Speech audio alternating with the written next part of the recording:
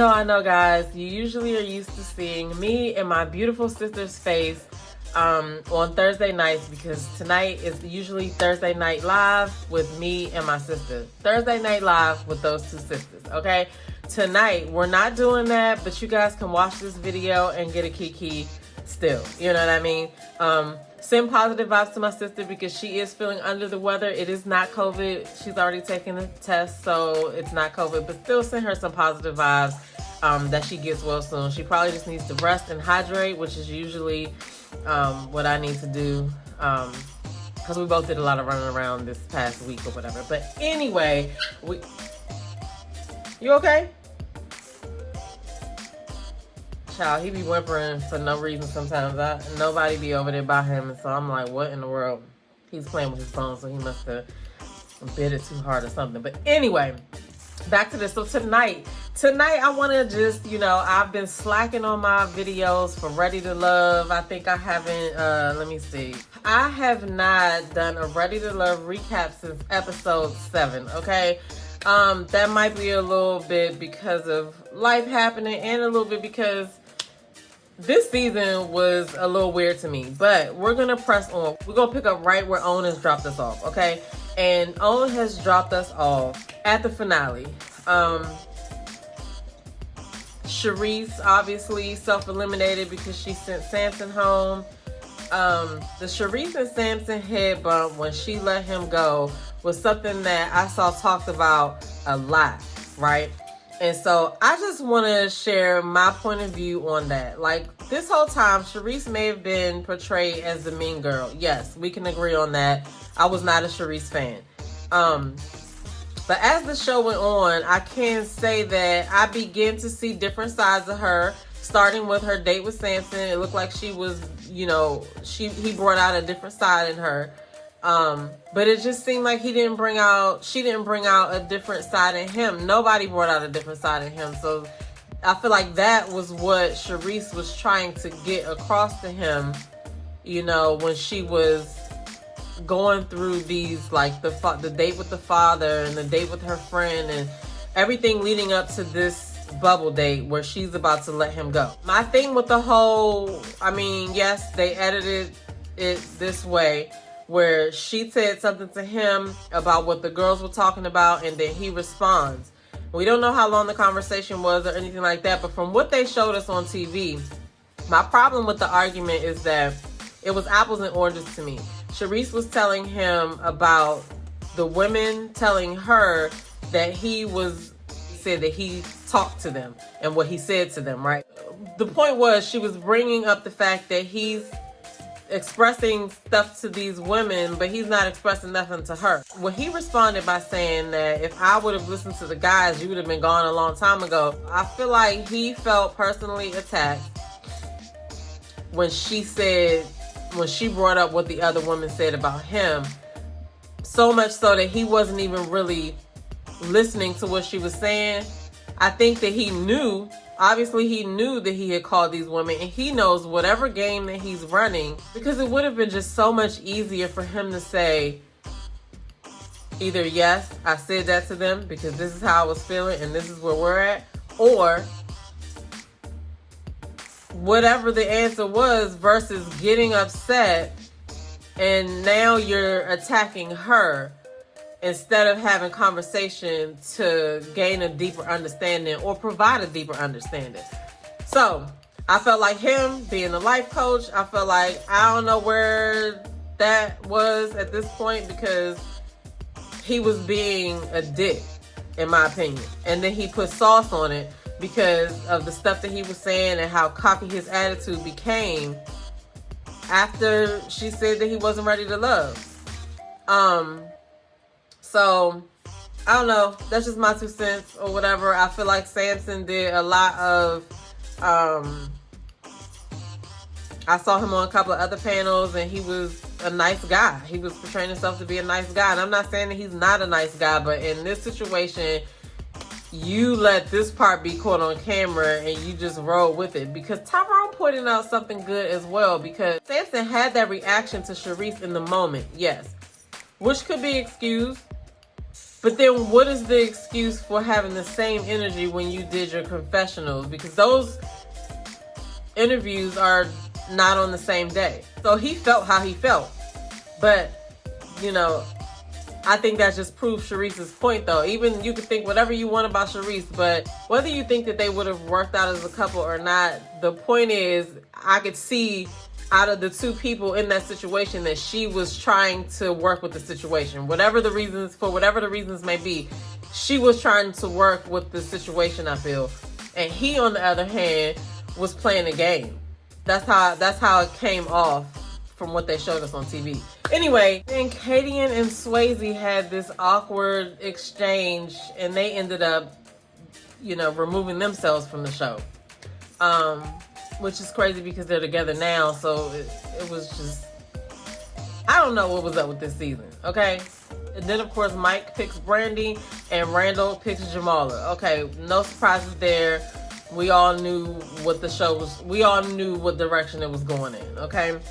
The Randall and Jamala moment, I remember watching the final season from last season and previous seasons before, and I just felt like the Randall and Jamala scene was a little contrived. I don't know. And then Mike and Brandy, I don't know. I know they was on the beach, and, you know, you're not supposed to wear shoes, you know, on the beach or whatever. And it just looked weird to see Mike in his suit and no shoes, and just seeing, I felt like he was about to do one of his routines or something. I didn't know what was about to happen, but it was cute. Brandy looked cute. Jamala looked cute too. Everybody looked good. But I think that what was missing from this season is just like the actual, like, people finding love. Now, I know it's a TV show, right?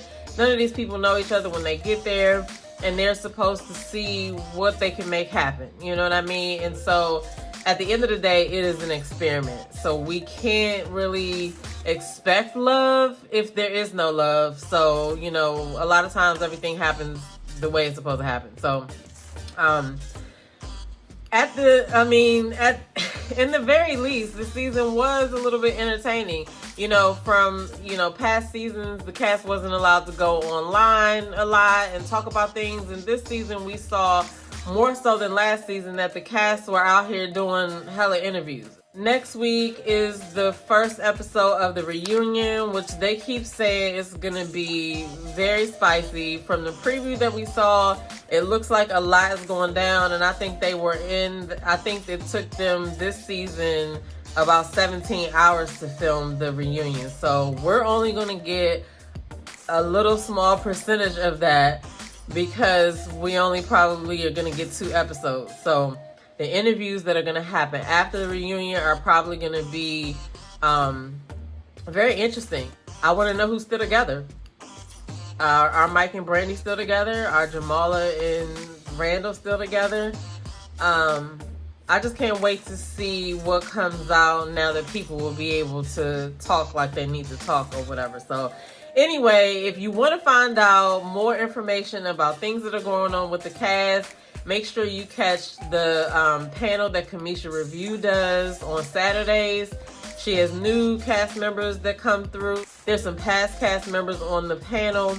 It's always a good conversation.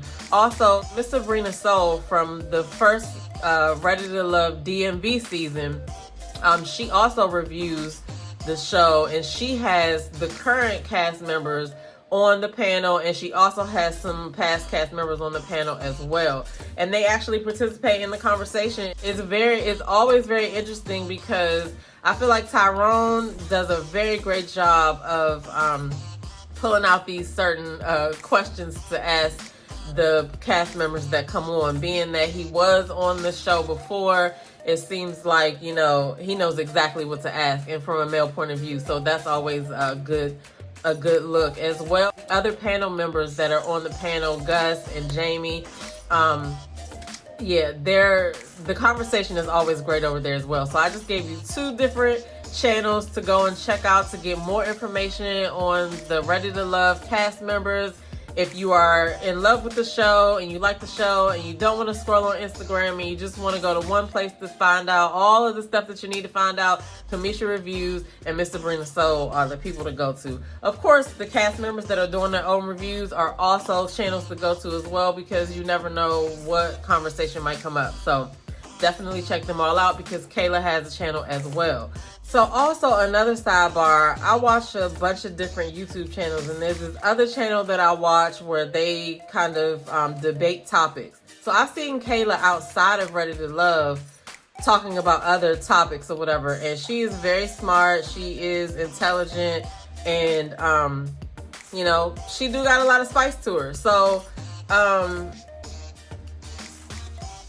you know, I don't know if Randall or Mike would have been the one for her in retrospect, but you know, I'm just a watcher. But I thought that was a little bit of a good fun fact, if you didn't know that she is a content creator, and she has a lot of things that are on YouTube. So anyway, check out her channel, Kayla.com, 2 T's. Anyway, that's all I gotta say about Ready to Love. I mean, we're gonna go ahead and see how this first episode of the reunion pans out, and me and my sister may do a live reaction watch party like we did last season, at the end of last season, and that was pretty fun. So I'll keep y'all posted on that. Okay, so now I want to share something with you guys, because the holidays are coming up and people are looking for, like, you know, easy ways to do desserts and things like that. And I came across Mr. Todd's Pies. Now, I had never heard of Mr. Todd's Pies, but they apparently been around for a long time. So if you have had them, definitely drop in the comments and let me know how it is, because I like to eat too. You know what I mean? I like to eat too. But I want y'all to go ahead and watch this little clip. I'll have something else to add after you watch this clip. All right, watch this.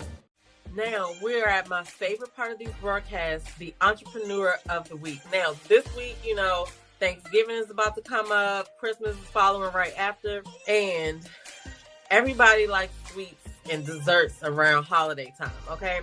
And cruising these internet streets, I came across Mr. Todd's Pies. Now, if you've already heard of Mr. Todd's, definitely drop in the comment below and let us know how the pies are. Definitely gonna have to place an order so that I can do a review on them. But it is a Black-owned business, so we're gonna share it today. So we're going to take a look at the Instagram first. Y'all know how I like to do. We've already followed, as you can see. Mr. Todd's Pies. MrToddspies. 1 D in Todd, guys. So we're going to just look at this Instagram. I already like what I see. So they were the first winner on Shark Tank. Yes, DJ. Okay, so for those of you that don't know, Relationship Entertainment Television is a Black network here on YouTube, and there is so many different types of content on there that you can check out, but a lot of it is geared to entrepreneurs and Black business and Black talk. So a couple of shows that I can recommend are the Millionaire Man Cave, which they go live on Tuesdays. The Entrepreneur Insider, she does a show on Thursdays. Obviously, there's my show, What's Going On Wednesdays at 3 p.m. I talk about positive Black stories, as well as I always promote a Black Entrepreneur of the Week. So at the very least, like, you could go through all of my shows and find a whole bunch of different Black entrepreneurs that you may or may not have heard about. So definitely check that out. And there's a plethora of other things that are on there as well. I just gave you guys a few. But the link to Relationship Entertainment Television is in the description below. Make sure you subscribe. Okay, guys? That was one of my little clips from my show that I do on Relationship Entertainment Television. So, anyway, I also wanted to show you guys this because I saw this on the internet and I was just like, what is happening in the world today? So this was something else that I came across that I was like, oh my goodness, because there's a lot of people doing one of two things these days. They're doing BBLs or they're getting veneers. Now, I don't have a veneer story for you today. One day, maybe I'll tell my Invisalign story, because those of you that started following me in the beginning of my YouTube journey, if you look back at those videos, you'll see that my teeth have changed a little bit, but that's because I went and invested in Invisalign. So anyway, but that's another story. But it's not a veneer story today, but There is a story that I wanted to show that I came across on, what is this? I came across this on the Jasmine brand. Y'all need to stop going to these doctors that are not legit doctors, okay? That's what I think. But so let's like look at this real quick. She gets this surgery done. She had lipo and she had a tummy tuck. And then she has a physical, right? But since then, she was complaining. She was complaining of just body aches, headaches, you know, just feeling really heavy all the time. So she went to the doctor and the doctor tells her, hey, we just got your blood results. Why is your kidney count low? So then the doctor says, have you had any surgeries? Have you had any surgeries in the last year? Yes, I've had tummy tuck, I've had BBL, all of these things. So she has a CAT scans on. And during a CAT scan, it shows up. It shows up she only has one kidney. So down in DR, this botch organ selling doctor took one of her kidneys. She thought she was getting the steal of her life. She was like, $3,500 for all that? Yes, sign me up. Little did she know that the doctor was actually selling her kidney. I don't know how much kidneys go on the black market, but I know it's way more than $3,500. Now she's trying to contact this doctor. Now she's trying to find out, okay, where is this doctor? This doctor disappeared, guys. Disappeared. The girl that was on freaking IG, come to find out, that girl was not even real. That girl was not even a real person. That girl was a botch account, fake ass account, and that account was actually taken down. It was shown that this girl that was like, oh yeah, my body this, and look at this doctor did this type of a job on me. All those pictures were taken off of Google. Those were Google stole pictures. So that wasn't even a real person, okay? So now my friend is pretty much like, oh my God, I can't find a doctor. I don't know exactly what the hell I'm gonna do. And now she has one kidney. Now she has one kidney and she's going through a whole bunch of freaking crap. Now she has to take medication. Now she has to do all these things. And now she really has to protect her one kidney because that's all she has. Would you do that? Like, would you go out of the country to get work on your body done? Like, you gonna actually fly out of the country to let somebody open your body up and do whatever while you're knocked out and no consequences gonna come to this person because you're doing it outside of the country? That is mind-blowing to me. But let's talk about the situation. So she found this place. So she went to this, so her friend went to this doctor and ended up having one kidney. Can you imagine? Can you imagine going to the doctor for something and they do something totally different? Now she can't find the doctor. Like, I feel bad for that girl, but I guess I really don't have any questions. I guess my question is to you all, like, what do you think about these different surgeries that people are getting outside of the country? Anyway, I talked a little bit about Ready to Love, and I do have some other things to say about Ready to Love, but I'm going to let this reunion play out so I can see what's going on, and then I will definitely do another video after the two reunions so that I can, you know, put my 2 cents in about this season. Ready to Love is going to have another season in Miami. Not sure when it's going to air. Haven't heard anything about that, but I'm pretty sure we'll start to see you know, things about that after this reunion is done. One of the things I can say is that they didn't take any breaks this season. Usually they have like a break somewhere once or twice in between the season. Maybe it was because of the holidays that fell in between the other seasons.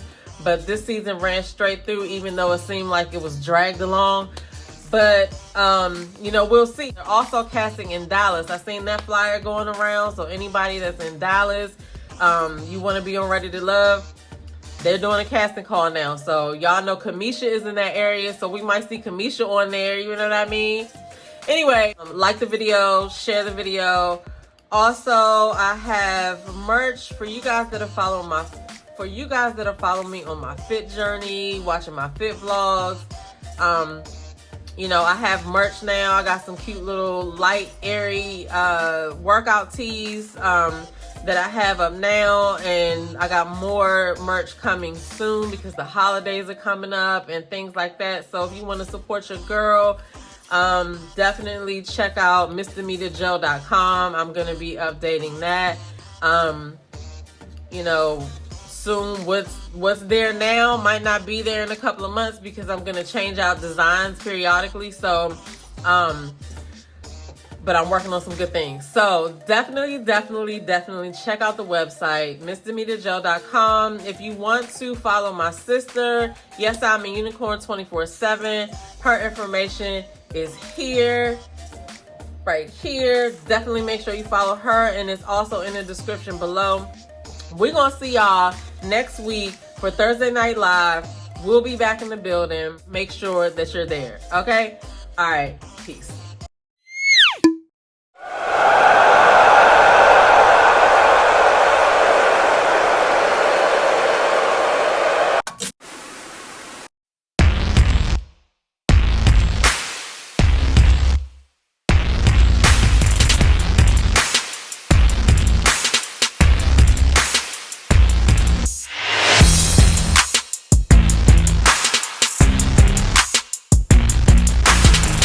Fine, whatever.